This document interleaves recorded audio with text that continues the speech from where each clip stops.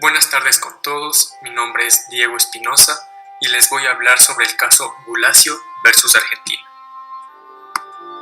Los jueces de la Corte Interamericana de Derechos Humanos fueron Antonio A. Cansado Trindade, Sergio García Ramírez, Hernán Salgado Pesantes, Oliver Jackman, Alirio Abreu Burrelli y Ricardo Gil Lavedra. Derechos violados con respecto a la Convención Americana sobre Derechos Humanos. Artículo 4. Derecho a la vida. Esto porque el Estado, que era un garante, no observó un apropiado ejercicio del deber de custodia, y Walter murió por los golpes. Artículo 5. Derecho a la integridad personal, porque Walter Bulacio fue golpeado por la policía y sometido a malos tratos. Artículo 7. Derecho a la libertad personal, porque Walter Bulacio fue detenido de manera arbitraria e ilegal. Artículo 19. Derechos del niño. Esto porque las medidas especiales a favor de los menores no fueron aplicadas para Walter. Se violó el artículo 8 referente a las garantías judiciales y el 25 referente a la protección judicial, por no informar al juez de menores la detención de Walter inmediatamente y porque sus familiares no obtuvieron un recurso judicial efectivo que aclare las causas de la detención y muerte de Walter. Hechos del caso. La policía argentina realizó una detención masiva en Buenos Aires, en el Estadio Club Obras Sanitarias de la Nación, donde se realizaría un concierto de rock. Uno de los detenidos fue Walter David Bulacio, con 17 años.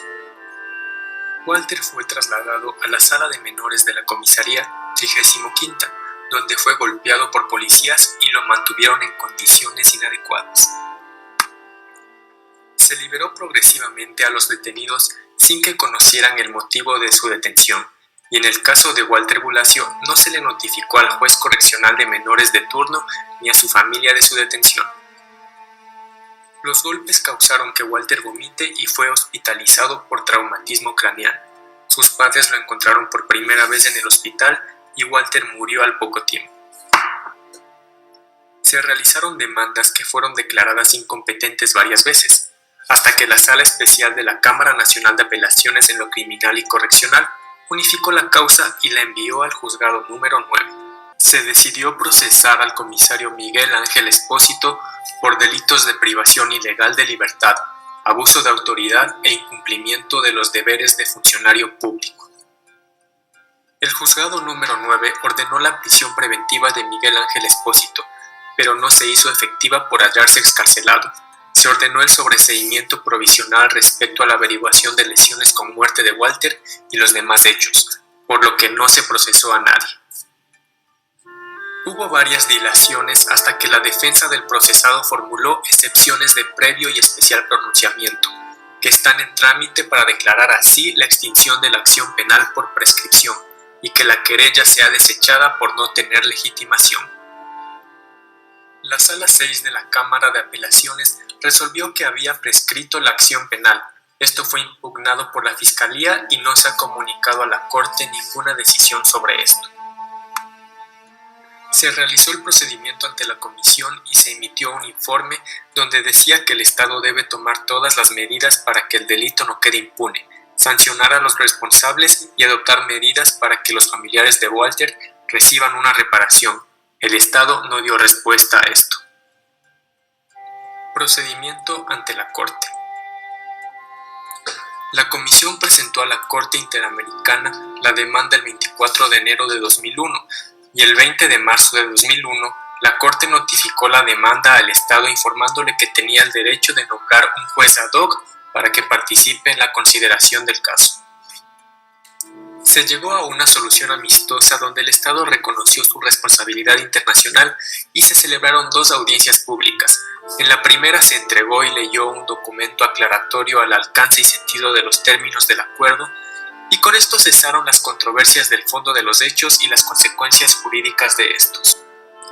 En la segunda audiencia, el presidente informó de la resolución y dijo que se iba a continuar con la etapa de reparaciones.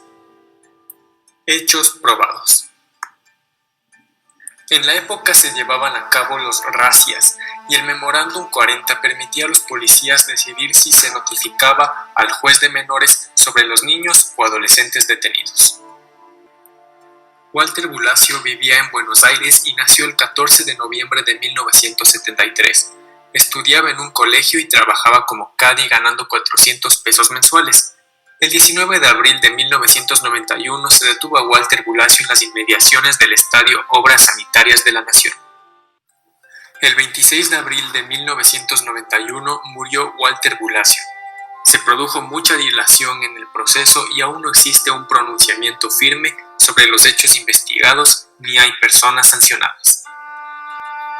Los familiares de Walter Bulacio eran su padre Víctor Bulacio, que murió el 4 de abril del 2000, su madre Graciela Rosa Escabone, su hermana Lorena Bulacio, su abuela paterna María Ramona Armas de Bulacio y dos medios hermanos, Matías Bulacio y Tamara Bulacio.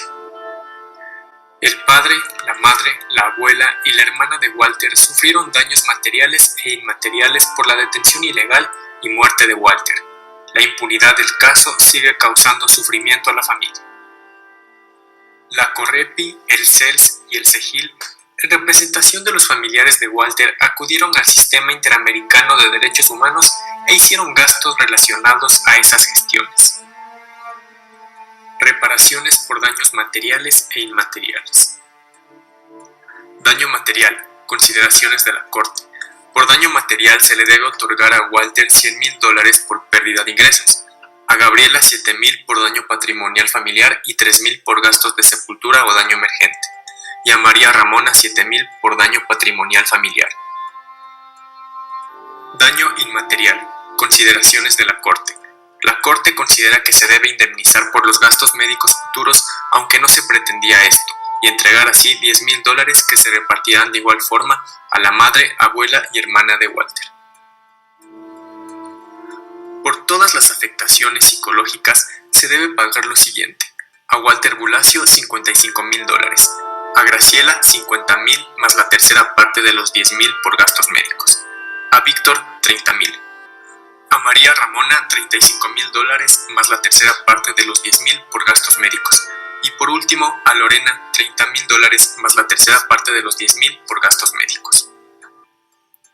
Por último, la indemnización de Víctor debe distribuirse en partes iguales a su madre, esposa e hijos. Hasta aquí mi intervención. A continuación, mi compañero. Muchas gracias. Continuando con lo expuesto por mi compañero, las responsabilidades y garantías del Estado. El Estado debe respetar el derecho a la vida de toda persona bajo su jurisdicción. Las obligaciones por parte del Estado de respetar la vida de Walter David Bulacio, igualmente una condición de garante, con las obligaciones respectivas a la privación de libertad bajo la jurisdicción del Estado. Las reparaciones. La Corte pasa a considerar otras formas de reparaciones que no tienen, por lo tanto, una condición económica o patrimonial, y que podrían ser reparadas por el Estado. Estas reparaciones incluyen las investigaciones y sanciones de los responsables, y que reivindiquen la memoria de la víctima, den consuelo a sus familiares y que no vuelvan a ocurrir hechos como el del presente caso. Los representantes de los familiares de la víctima consideran en las reparaciones no pecuniarias que el Estado adopte las medidas necesarias para cumplir con la obligación de investigar a los agentes que cometieron estas violaciones a los derechos humanos en contra de la víctima, y que sean investigados y sancionados quienes cometieron la impunidad en este caso.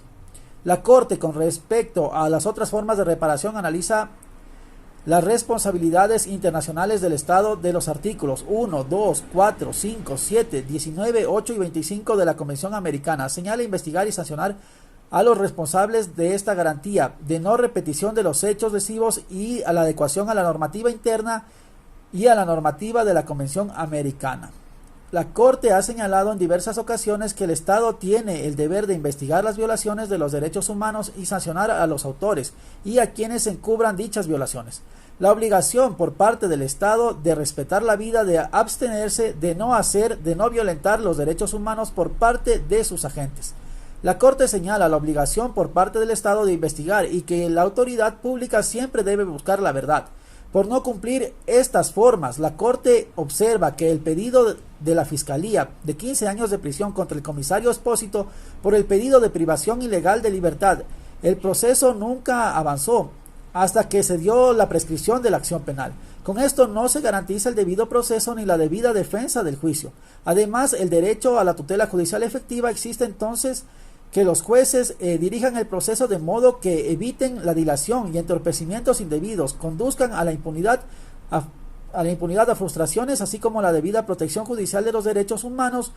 Con todos los señalamientos, la Corte considera que los artículos 1.1 y 2 y el artículo 25 de la Convención Americana han sido violentados.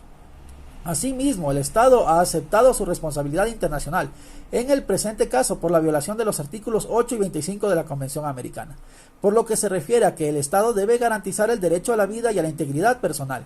La Corte ha establecido que el Estado, como responsable de los establecimientos de detención, es el garante de estos derechos de los detenidos, lo cual implica, en otras cosas, que le corresponde explicar lo que suceda a las personas que se encuentran bajo su custodia. Esto obliga al Estado a ejercer su función de garante en la detención de los menores de edad. El detenido también podrá tener contacto con sus familiares, un representante, y de ser el caso con un abogado y también con un cónsul de hallarse una persona extranjera. El detenido tiene que tener el derecho al debido proceso y también tiene que tener un debido parte médico y ver sus consideraciones que se encuentra bien al arribo a su detención. Walter David Bulacio tenía 17 años al momento de su detención. Con esto la Corte establece en su opinión consultiva OC1 que al detenido se le entiende como parte de ser un niño, porque toda persona que no ha cumplido 18 años de edad se lo considera de esta manera. Igual, el Estado debe respetar el derecho a la vida de toda persona bajo su jurisdicción consagrada en el artículo 4 de la Convención Americana.